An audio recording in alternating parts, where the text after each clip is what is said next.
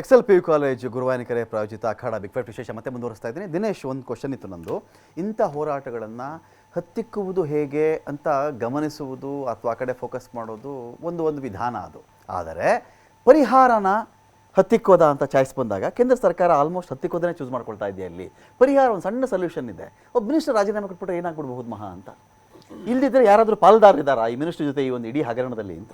ಈ ಹಗರಣ ಫಸ್ಟ್ 2024 ಅಲ್ಲಿ ಸ್ಟಾರ್ಟ್ ಆಗಿದ್ದು ಗುಜರಾತಿಂದ. ಇದೊಂದು ಸಿಂಡಿಕೇಟ್ ಇದೆ. ಅದು ಗುಜರಾತ್, ಬಿಹಾರ, ರಾಜಸ್ಥಾನ, ಮಹಾರಾಷ್ಟ್ರ, ಹರಿಯಾಣ, ಟ್ಯೂಷನ್ ಮಾಫಿಯಾ ಇವೆಲ್ಲ ಬಂದು ಬಿಜೆಪಿ ಆಡಳಿತ ರಾಜ್ಯಗಳ. ಇವೆಲ್ಲ ನೀವು ನೋಡಿ, ಇಲ್ಲಿ ಯಾವುದು ಬಿಜೆಪಿ ಈಗ ಏನು ಈ ಹಗರಣಗಳು ನಡೆದಿದೆ, ನೀಟ್ ಸ್ಕ್ಯಾಮ್ ಎಲ್ಲ, ಇದು complete start from the Gujarat, Bihar, Haryana, Rajasthan. ಅಲ್ಲ ರೀ, ಬಿಜೆಪಿ ಆಳ್ವಿಕೆ ರಾಜ್ಯಗಳ ಸ್ಕ್ಯಾಮ್ ಆಗುತ್ತಾ? ಸ್ಕ್ಯಾಮ್ ಆದ ರಾಜ್ಯದಲ್ಲಿ ಬಿಜೆಪಿ ಅಧಿಕಾರಕ್ಕೆ ಬಂತು ಅಂತ ನೀವು ಇದನ್ನ ಜಾಯಿನ್ ಮಾಡ್ಕೊಂಡು ಹೇಳ್ತಾ ಇದ್ದೀರಾ?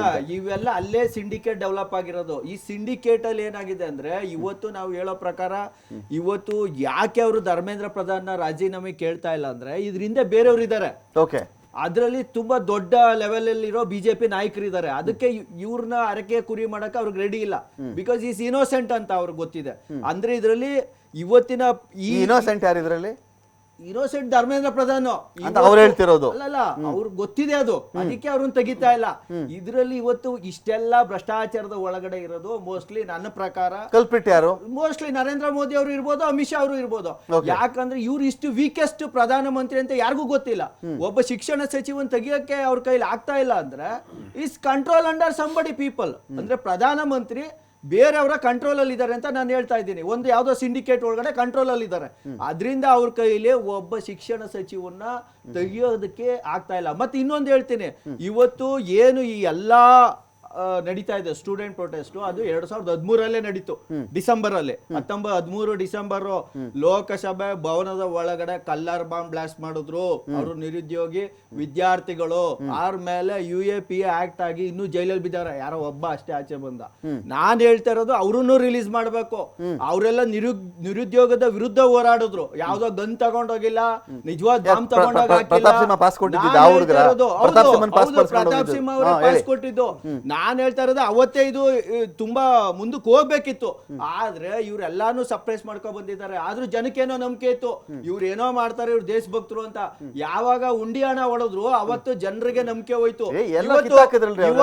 ಇವತ್ತು ನಾನು ವಿದ್ಯಾರ್ಥಿಗಳಿಗೆ ನಂಬಿಕೆ ಹೋಯ್ತು. ಕಾಣಿಕೆ ಹಾಕಿದ್ರೆ ಮಾತಾಡಿ ನೀವು. ನಾವು ಕಾಣಿಕೆ ಹಾಕ್ಲೇಬೇಕು ಅಂತ ಏನ್ ರೂಲ್ಸ್ ಇದೆಯಾ? ನಾನು ಹೇಳ್ತಾ ಇರೋದು ಇವತ್ತು ಅವ್ರು ಏನು ಇದ್ ಮಾಡ್ತಾರೆ ಗೊತ್ತಾ? ಹಿಂದೂಗಳ ದುಡ್ಡು ಹಿಂದೂಗಳು ತಿಂದಿವಿ, ನೀವ್ಯಾರಿಗೆ ಕೇಳಕ್ಕೆ ಅಂತ ಹೇಳ್ತಾರೆ. ಅಂದ್ರೆ ಹಿಂದೂಗಳನ್ನ ನೀವ್ ಏನ್ ಬೇಕಾದ್ರೂ ಮಾಡ್ಕೋತೀರಾ, ನೀವು ಹಿಂದೂಗಳಾಗ್ಬಿಟ್ಟು. ಮಣಿಕಂಠ ಅವ್ರೆ, ಈಗ ಇದರಲ್ಲಿ ಜಸ್ಟಿಸ್ ತಗೊಳ್ಳೋದು ಹೇಗೆ? ಸಿಬಿಐ ತನಿಖೆ ಅದೊಂದು ವಾದ ಇದೆ, ಸರಿ ಆಯಿತು. ಸಿಬಿಐ ಎಷ್ಟು ತನಿಖೆಗಳನ್ನು ಹಳ್ಳ ಹಿಡಿಸಿದೆ ಅಂತ ಈ ದೇಶದಲ್ಲಿ ವಿವರಿಸಿ ಹೇಳ್ತಕ್ಕಂಥ ಅವಶ್ಯಕತೆ ಇಲ್ಲ. ಸಿಬಿಐ ಎಷ್ಟು ಕೇಸ್ಗಳಲ್ಲಿ ಹಳ್ಳ ಹಿಡಿದು ಹೋಗಿದೆ ಅಂತ ಅದನ್ನು ವಿವರಿಸ್ತಕ್ಕಂಥ ಅವಶ್ಯಕತೆ ಇಲ್ಲ. ಅದಕ್ಕೆ ಮೊನ್ನೆ ಕೂಡ ಸುಪ್ರೀಂ ಕೋರ್ಟ್ ಕೂಡ ಒಂದು ಕೇಸಲ್ಲಿ ಚಾಟಿ ಬೀಸಿದೆ. CID ಕೊಟ್ಟಿದ್ದ ರಿಪೋರ್ಟ್ನ ಟ್ರಾನ್ಸ್ಲೇಟ್ ಮಾಡಿ ನೀನು ಕೊಟ್ಟಿದ್ಯಪ್ಪ, ನೀನು ಮಾಡಿದ್ದೇನು ಅಂತ ಇಲ್ಲ ಇದೆ. ಅಂದರೆ ಇದು ಒಂದು ಕಡೆ. ಸೊ ಒಂದು ವಿದ್ಯಾರ್ಥಿಗಳಿಗೆ ಇದೇ ನೀಟನ್ನು ಬರೆದವರು ಡಾಕ್ಟರ್ಗಳಾಗ್ತಾರೆ ಈ ದೇಶದಲ್ಲಿ. ನೀಟ್ ಪಾಸ್ ಆಗಿ ಸೀಟ್ ಸಿಕ್ಕರೆ ಅವ್ರು ಡಾಕ್ಟರ್ಗಳಾಗ್ತಾರೆ. ಸೊ ಈ ಡಾಕ್ಟರ್ಗಳ ಎಕ್ಸಾಮಲ್ಲಿ ಈ ಮಟ್ಟಕ್ಕೆ ಇವ್ರು ನಡ್ಕೊಂಡಿದ್ದಾರೆ ಅಂತ ಹೇಳಿದ್ರೆ ಇನ್ನೇನು ನಂಬೋಣ ಈ ಸರ್ಕಾರನ ಅಂತ ನನ್ನ ಪಾಯಿಂಟ್. ಒಂದು ಸರ್, ನಾವು ಹೇಳುವಂಥದ್ದು ಇವತ್ತು ನೀಟ್ ಎಕ್ಸಾಮು 22 ಲಕ್ಷ ವಿದ್ಯಾರ್ಥಿಗಳ ಭವಿಷ್ಯ. ಅದರ ಜೊತೆಗೆ ಯಾರಿಗೂ ಕೂಡ ಚೆಲ್ಲಾಟ ಮಾಡೋದಕ್ಕೆ ವಿದ್ಯಾರ್ಥಿ ಸಂಘಟನೆನೋ ಕೇಂದ್ರ ಸರ್ಕಾರನೋ ಅಥವಾ ಬೇರೆ ಇನ್ನೊಬ್ಬರೇ ಯಾರಿಗೂ ಕೂಡ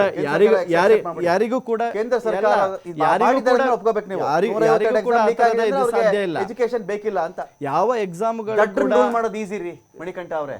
ತುಂಬಾ ದಡ್ಡರಾಗ್ತಾರಲ್ಲ ದೇಶದಲ್ಲಿ, ರೂಲ್ ಮಾಡೋದು ಈಸಿ. ಬುದ್ಧಿವಂತರಾಗ್ಬಿಟ್ರೆ ಕಷ್ಟ ರೂಲ್ ಮಾಡೋದು. ಅಲ್ಲ, ಈಗ ಯಾವುದೇ ಪರೀಕ್ಷೆಯ ಪತ್ರಿಕೆಗಳು ಲೀಕ್ ಆಗಬಾರ್ದು. ಈಗ CBI ತನಿಖೆಯ ಬಗ್ಗೆ ನಂಬಿಕೆ ಇಲ್ಲ, ವಿಶ್ವಾಸ ಇಲ್ಲ. CBI ತನಿಖೆ ಆಗಿದೆ. ಇವತ್ತು ಹೋರಾಟ ಮಾಡ್ತಿರೋರು ಇನ್ನೊಂದು ಬೇಡಿಕೆಯನ್ನು ಮುಂದಿಡೋಣ, ನ್ಯಾಯಾಂಗ ತನಿಖೆ ಆಗ್ಲಿ. ತನಿಖೆಯ ವಿಚಾರದಲ್ಲಿ ಯಾವುದೇ ಇದಿಲ್ಲ. ತನಿಖೆಯನ್ನು ಯಾವ ಹಂತದಲ್ಲಿ ಬೇಕಾದ್ರೂ ಮಾಡ್ಲಿ, ನ್ಯಾಯಾಂಗ ತನಿಖೆ ಆಗ್ಲಿ ಅಥವಾ ನಾಳೆ ಇನ್ನೊಂದು ಸಮಿತಿಯ ರಚನೆ ಆಗ್ಲಿ. ಆ ತನಿಖೆಗಾಗಿ ತನಿಖೆಗಳು ನಡೀಲಿ, ತನಿಖೆಯಿಂದ ಹೊರಗೆ ಬರಲಿ. ನಾಳೆ ಇನ್ನೊಂದು ಬಾರಿ ಇವತ್ತಿನ ಎಲ್ಲರ ಹೋರಾಟಗಳು, ಎಲ್ಲರೂ ಸೇರ್ಕೊಂಡು ಮಾಡದ ಹೋರಾಟಗಳು, ಮುಂದಿನ ವರ್ಷ ಈ ತರದ ಪರೀಕ್ಷೆಗಳು ಅಥವಾ ಮುಂಬರುವ ಯಾವುದೇ ಒಂದು ಸಿಂಗಲ್ ಪರೀಕ್ಷೆಯ ಒಳಗಡೆ ಈ ತರದ ಪ್ರಶ್ನೆ ಪತ್ರಿಕೆಗಳು ಲೀಕ್ ಆಗೋದು ತಪ್ಪಂತ ನಾನು ಹೇಳಲ್ಲ. 22 ವಿದ್ಯಾರ್ಥಿಗಳ ಜೊತೆಗೆ ನಿಲ್ಬೇಕಾದಂತ ಜವಾಬ್ದಾರಿ ಯಾರ್ದು ಅಂತ ಹೇಳಿದ್ರೆ ಇವತ್ತು ಸರ್ಕಾರದ್ದು ಕೂಡ ಇದೆ. ಇವತ್ತು ಸರ್ಕಾರ ಅದನ್ನ ಜವಾಬ್ದಾರಿ ಹೊರಲೇಬೇಕು, ಅದರಲ್ಲಿ ಎರಡು ಮಾತಿಲ್ಲ. 22 ವಿದ್ಯಾರ್ಥಿಗಳು ಅಂತ ಹೇಳಿದ್ರೆ 22 ಕುಟುಂಬಗಳಿದಾವೆ, 22 ಲಕ್ಷ ವಿದ್ಯಾರ್ಥಿಗಳ ಭಾವನೆ ಇದ್ರೊಳಗಡೆ ಇದೆ. ಅದಕ್ಕೆ ರೆಸ್ಪಾನ್ಸ್ ಮಾಡುವಂತ ಜವಾಬ್ದಾರಿಯನ್ನ ಕೇಂದ್ರ ಸರ್ಕಾರ ಒಪ್ಪಿದೆ. ಏನಾದ್ರು ಮಾಡಿ. ಎಬಿವಿಪಿ ಮಾಡ್ತಾ ಇದೆ ಸರ್. ಪ್ರಶ್ನೆ ಈಗ ನಾನೇನ್ ಕೇಳ್ತೀನಿ ಗೊತ್ತಾ, ನಾನು ನಾಳೆ ಮಣಿಕಂಠ ಅವ್ರು ನಾವು ಇಂಥ ಕಡೆ ಧರಣಿ ಮಾಡ್ತಾ ಇದೀವಿ ಸರ್, ನೀವು ಬನ್ನಿ TV5 ಕ್ಯಾಮ್ರಾ ಕಳಿಸಿ ಅಂದ್ರೆ ನಾನು ರೆಡಿ ಇದ್ದೀನಿ. ಎಲ್ಲೂ ಇಲ್ವಲ್ಲ. CJP ಫ್ರೀಡಮ್ ಪಾರ್ಕಲ್ಲಿ ನೋಡ್ತೀನಿ, CJP ಅಲ್ಲಿ ಜಂತರ್ ಮಂತರ್ ನೋಡಿದ್ರೆ ಅವರೇನೆ, ಬಿಹಾರದಲ್ಲಿ ನೋಡಿದ್ರೆ ಸ್ಟೂಡೆಂಟ್ಸ್ ಮಾಡ್ತಾರೆ, ಕೋಲ್ಕತ್ತಾ. ABVP ಒಂದು ಬಾವುಟ ಕಾಣಿಸ್ತಿಲ್ಲ, ಒಂದು ಸ್ಲೋಗನ್ ಕಾಣಿಸ್ತಿಲ್ವಲ್ರಿ? ಅದು ನಮ್ಮ ಪ್ರಶ್ನೆ ಇರೋದು ಸರ್. ನಾನು ಸ್ಟಾರ್ಟಿಂಗ್ ಬಂದಾಗ ಹೇಳಿದ್ದೀನಿ, ನನ್ನ ಮಾತನ್ನು ಅಥವಾ ಸಂಘಟನೆಯ ಸ್ಟ್ಯಾಂಡ್ ಅನ್ನ ನಾವು ಹೇಳಿದ್ದೀವಿ. ನಾವು ಏನು ಬೇಡಿಕೆಯನ್ನು ಇಡಬೇಕು, ಪರೀಕ್ಷೆಯಲ್ಲಿ ಬದಲಾವಣೆ ಆಗಬೇಕು. ನಾಳೆ ನೀವು ಕರೀರಿ, ಬದಲಾವಣೆಗೆ ಚರ್ಚೆಗಳಿಗೆ ಬರಬೇಕು ವಿದ್ಯಾರ್ಥಿ ಪರಿಷತ್ ಅಂತ ಕರೀರಿ, ನಾವು ಬಂದು ನಿಲ್ತೀವಿ.